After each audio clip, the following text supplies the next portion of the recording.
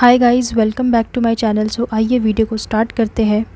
तो पिछले कई दिनों से ये बातें नोटिस में आ रही थी कि गौरव तनेजा एंड उनकी वाइफ ऋतु राठी के बीच में कुछ तो प्रॉब्लम डेफिनेटली चल रही है, क्योंकि पिछले कई टाइम से ऋतु उनके व्लॉग्स में भी नहीं आ रही हैं और ना ही वो सोशली एक्टिव हैं, जिसकी वजह से बहुत सारे लोगों ने ऑलरेडी कमेंट सेक्शन में ये गेस करना स्टार्ट कर दिया था कि गौरव एंड ऋतु के बीच में कुछ तो प्रॉब्लम चल रही है।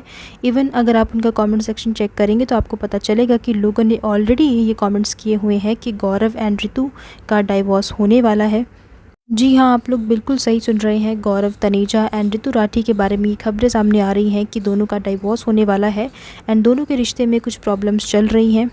गौरव एंड ऋतु के बारे में ये सब कुछ सुनना काफ़ी ज़्यादा शॉकिंग था। मैंने कभी भी एक्सपेक्ट नहीं किया था कि मुझे इनकी लाइफ से या इनकी लाइफ में ऐसी प्रॉब्लम्स भी आ सकती हैं। ये कभी भी एक्सपेक्टेड नहीं था, क्योंकि ये हमारे यूट्यूब के one of the OG influencers, OG YouTubers में से एक हैं।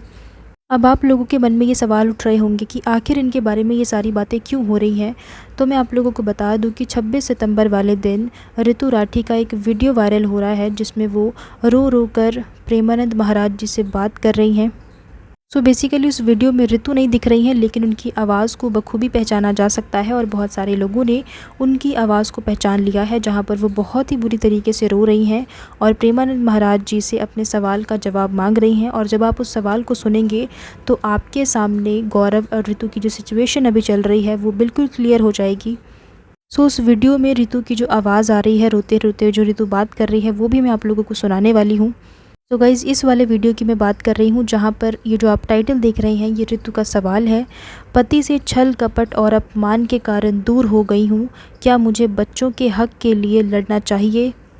तो ये सवाल पूछा है ऋतु ने महाराज जी से कि मेरे साथ छल हुआ है, कपट हुआ है, मेरा अपमान हुआ है, तो क्या मुझे मेरे बच्चों के हक के लिए लड़ना चाहिए? इस वीडियो में ऋतु सवाल करते हुए दिख रही हैं कि मेरी 2 बेटियां हैं, तो क्या मुझे उनके हक के लिए उसके पिता से लड़ना चाहिए, यानी कि लीगल प्रोसीजर के थ्रू सारा कुछ करना चाहिए या नहीं करना चाहिए। साथ ही ऋतु ये भी कह रही हैं कि मेरी अच्छी खासी नौकरी है, लेकिन मैं नौकरी के साथ साथ अपनी दोनों बेटियों का पालन पोषण नहीं कर सकती हूँ। ऋतु का जवाब देते हुए महाराज जी ने कहा कि हाँ, बिल्कुल पिता से बच्चियों का हक लेना चाहिए। पिता की प्रॉपर्टी में हर चीज़ में दोनों बेटियों का हक है। बेटा और बेटी में कोई फ़र्क नहीं है। अगर 2 बेटियां हैं तो उनका भी हक बनता है, अपने पिता की प्रॉपर्टीज़ में हर चीज़ में हक बनता है। तो यहाँ पे मैं वीडियो भी लगा देती हूँ, आप लोग भी सुन लीजिए। प्रभु, मैंने मेरी नौकरी है, नौकरी के उससे पाल सकती हूँ बच्चों को। तो अच्छे अच्छे पैसे मिलते हैं, तो फिर जरूरत नहीं है, फिर तो आप समर्थ है। बस इसमें ये दिक्कत है प्रभु की नौकरी मेरी भी जिंदगी भर नहीं रही।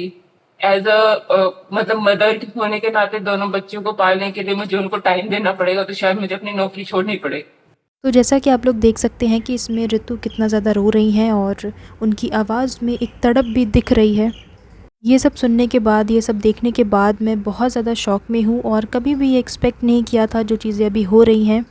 फ़िलहाल गौरव एंड ऋतु की तरफ से अभी तक कोई भी ऑफिशियल अनाउंसमेंट नहीं आई है और ना ही इस पे गौरव ने अभी तक कुछ कहा है और ना ही ऋतु ने कुछ कहा है।